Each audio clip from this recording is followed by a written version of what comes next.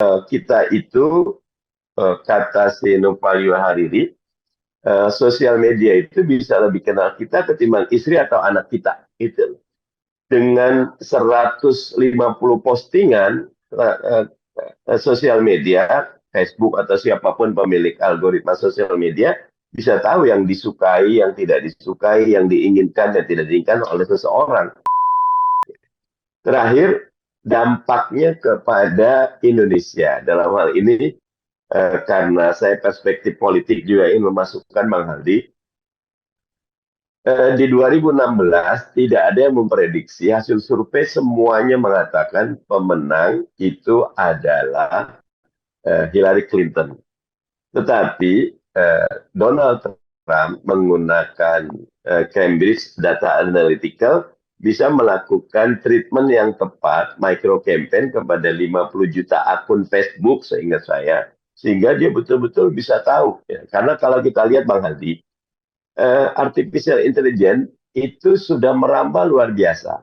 Saya baca Detikcom, Bang Haldi baca Detikcom. Karena saya suka lagi tanaman hias, maka iklan Detikcom yang muncul itu tentang tanaman hias. Tapi kalau Bang Haldi sukanya itu sepeda, maka iklan Detikcom yang muncul di Bang Haldi tentang sepeda.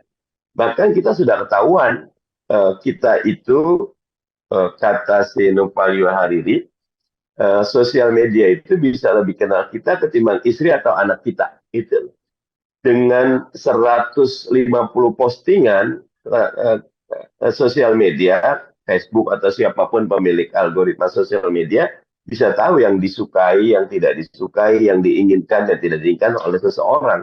Dan dengan itu dia bisa mengontrol yang tadinya kita bisa free will, tapi dengan conscious mind yang sudah dibentuk, ternyata kita udah mulai diarahkan. Sama seperti politik juga demikian.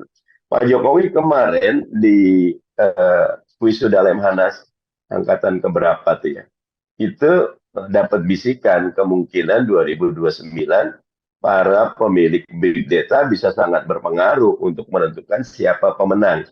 Kebetulan sekarang juga sama ya. Saya lagi baca bukunya si Seth Stevens tentang Everybody Lies. Nah, si Seth Stevens ini sudah bisa memprediksi si Donald Trump bisa menang ini karena rasialisme di beberapa tempat dia gunakan bukan AI, dia masih the lowest version of AI, big data aja gitu loh. Jadi dari hasil googling dia ada beberapa data di Midwest khususnya di tengah itu kata Niger gitu loh, atau the black president atau the Niger president itu tinggi. Ternyata di daerah-daerah situ dia bisa detect orang-orang ini rasisnya tinggi. Tapi dia juga bisa detect berapa persen lihat partisipasi publik ketika di googling daerah-daerah negara bagian tertentu yang banyak kata carinya itu how to vote, where to vote itu.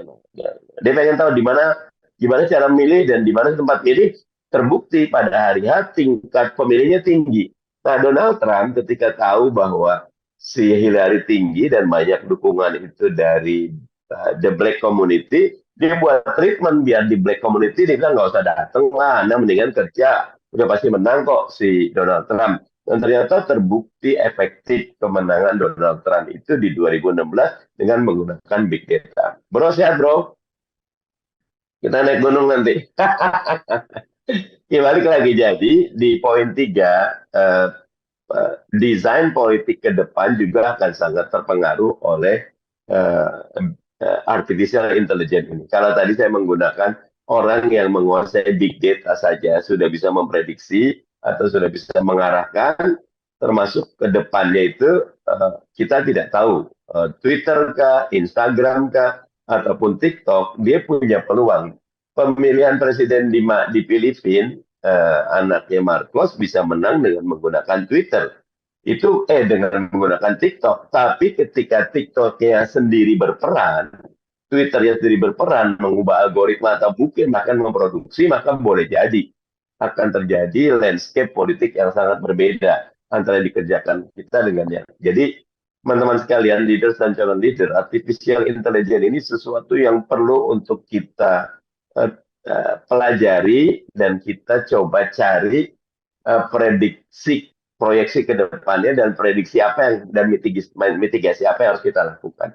Mudah-mudahan malam ini dengan banyak pakar yang kita undang, kita bisa punya jendela dan cermin yang atau kacamata yang lebih jelas untuk melihat artificial intelligence dan masa depan kita.